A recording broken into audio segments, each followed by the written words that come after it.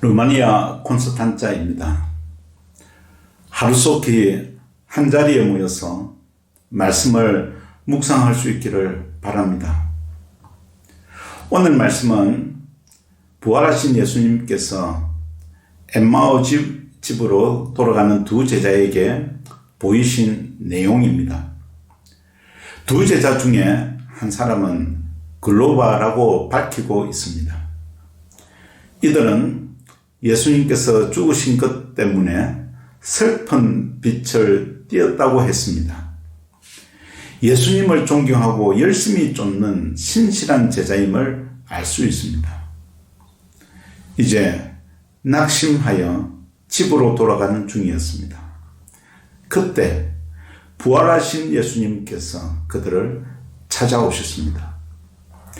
그런데 이들은 예수님을 알아보지 못했습니다. 마가는 그 이유를 예수님께서 다른 모양으로 나타나셨다고 했고, 또 누가는 그들의 눈이 가려졌기 때문이라고 했습니다.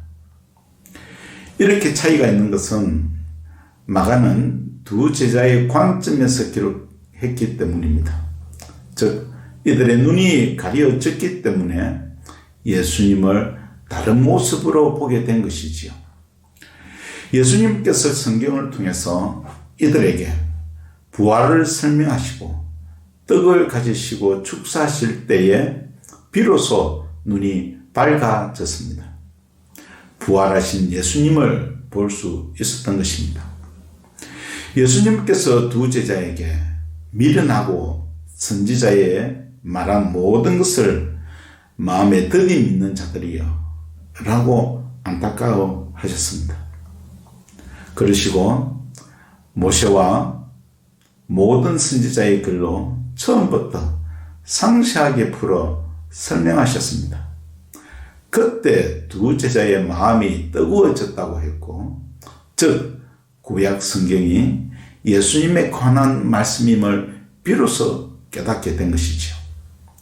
그리고 그들은 곧장 예수님의 부활을 증거하기 위해서 예루살렘에 있는 11 제자들에게 갑니다. 마침 시몬이 예수님의 부활을 보았다고 증거하고 있었습니다.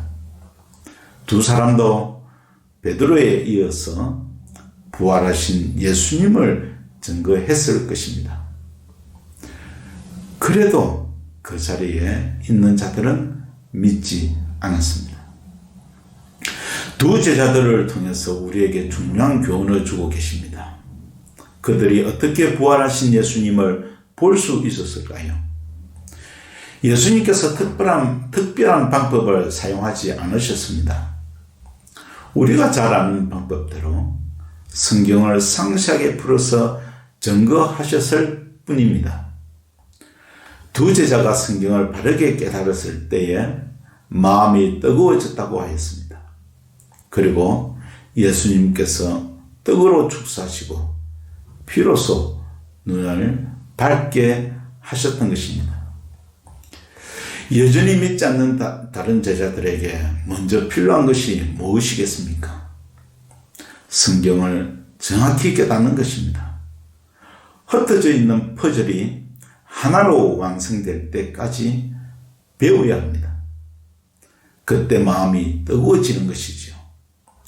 두 제자는 11 제자들에게 예수님께 들었던 대로 성경을 풀어 설명했을 것입니다. 베드로가 사도행전 2장에서 요해설과 시편을 통해서 놀라운 설교를 합니다. 혹시 글로바에게서 들은 내용이 아닐까요? 예수님의 부활을 눈으로 보는 것과 같은 믿음을 가지시기를 원하십니까? 그러면 성경 66권의 흩어진 퍼즐을 하나로 완성할 수 있어야 합니다. 그러면 예수님께서 우리의 눈을 밝혀주셔서 살아서도 예수님을 보는 것과 같은 믿음을 주실 것입니다. 두 제자에게 찾아오셔서 미련하고 마음에 더디 믿는 자여, 라고 말씀하시는 예수님의 음성을 들을 수 있는 하루가 되어야겠습니다.